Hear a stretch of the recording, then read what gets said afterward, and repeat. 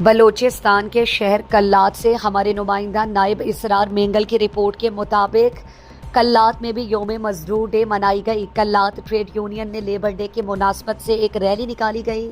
Rally town committee سے شروع ہو کر بازار سے ہوتا ہوا واپس ٹاؤن کمیٹی میں جلسہ منعقد ہوا۔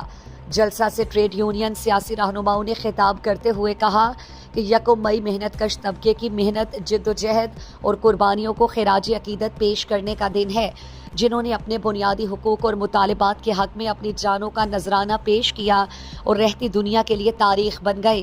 شکاگو کے مزدوروں کی عظیم تحریک اور جدوجہد سلام پیش کی۔ ملک کے مزدور طبقے کی زندگی انتہائی مشکل ہو گئی ہے۔ مہنگائی نے مزدور سمیت سفید پوش طبقے کی کمر توڑ کر رکھی ہے۔